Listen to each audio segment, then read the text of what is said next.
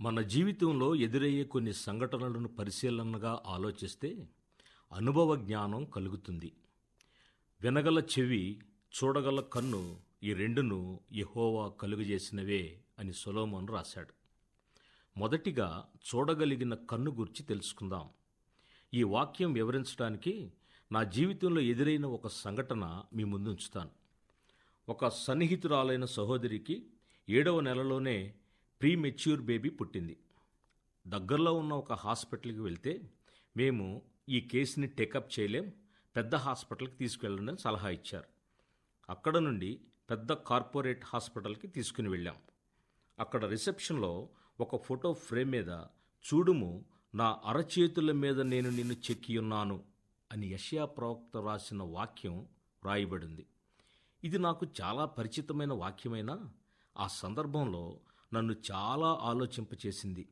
దేవుడు ఇంత చిన్నగా మనల్ని తన అరచేతుల మీద చెక్కుకున్నాడా అని. అప్పుడు నా చిన్నతనంలో చూసిన ఒక ఆర్ట్ ఎగ్జిబిషన్ జ్ఞాపకం వచ్చింది. ఒక డ్రాయింగ్ మాస్టారు చిన్ని చిన్ని గింజల మీద ఆర్ట్ వేశారు.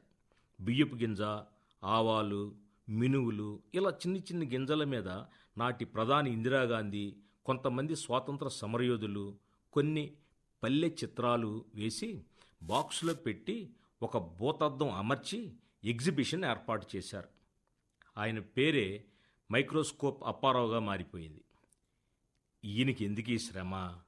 ఆర్ట్ వేసేవానికి శ్రమే, చూసేవాళ్ళకే శ్రమే అని అనుకునేవాడిని. ఏ విషయమైనా సమయం వచ్చేదాకా అర్థం కాదు.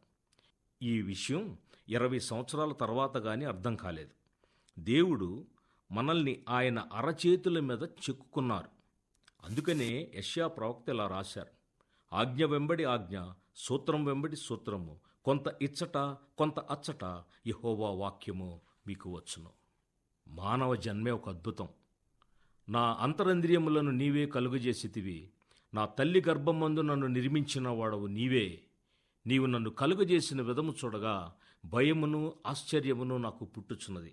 నేను పిండమునై ఉండగా నీ కన్నులు నన్ను చూచెను.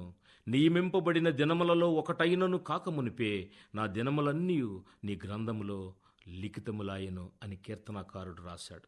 మన పుట్టుక, జీవితం, మరణం సమస్తం ఆయన చేతుల్లోనే ఉంది. రెండవదిగా వినగలిగిన చెవి, శబ్దానికి సంబంధించింది. డెలివరీ కోసం హాస్పిటల్కి తీసుకువెళ్ళిన సహోదరికి పరీక్షలు చేసి ఉమ్మనీరు తగ్గిపోయింది, తల్లికి బిడ్డకు ఇద్దరికీ ప్రమాదం ఉంది, వెంటనే ఆపరేషన్ చేయాలని చెప్పారు. అయితే బిడ్డ పుట్టగానే ఏడవకపోతే ట్రీట్మెంట్కి చాలా ఖర్చు అవుతుందని కూడా చెప్పారు. దేవుని దయ వల్ల ఆ ప్రీ మెచ్యూరిటీ బేబీ పుట్టగానే చాలా గట్టిగా ఏడ్చింది. బంధువులందరూ ఊపిరి పీల్చుకున్నారు. బిడ్డ పుట్టగానే చేసే శబ్దంలో ఎంత గొప్ప మర్మం దాగి ఉందని అప్పుడు అర్థమైంది. పుట్టిన బిడ్డ ఎంత గట్టిగా ఏడిస్తే అంత ఆరోగ్యంగా ఉందంటారు. సృష్టి శబ్దంతోనే ప్రారంభమైంది. ఆదియందు దేవుడు భూమి ఆకాశములను సృజించెను. భూమి నిరాకారముగాను శూన్యముగాను ఉండెను. చీకటి అగాధ జలము పైన కమ్మి ఉండెను. దేవుని ఆత్మ జలములపైన అల్లాడుచుండెను. దేవుడు వెలుగు కమ్మని పలుకగా వెలుగు కలిగెను. ఈ వాక్యం మనం నిశితంగా పరిశీలిస్తే సృష్టి పుట్టుకకు మన పుట్టుకకు ఒక బంధం ఉన్నట్టు గమనించగలం. శబ్దం జీవాన్ని తీసుకొస్తుంది. శబ్దం సమస్తాన్ని సృష్టిస్తుంది. త్రికరణ శుద్ధిగా మనం ఏం పలికితే అది జరుగుతుంది. దేవుడు అటువంటి శక్తిని సర్వ మానవాళికి అనుగ్రహించాడు. జీవ మరణములు నాలుక వశము. మన మాటలు ఇతరులకు మేలుకరంగాను దీవెనకరంగాను ఉండునుగాక.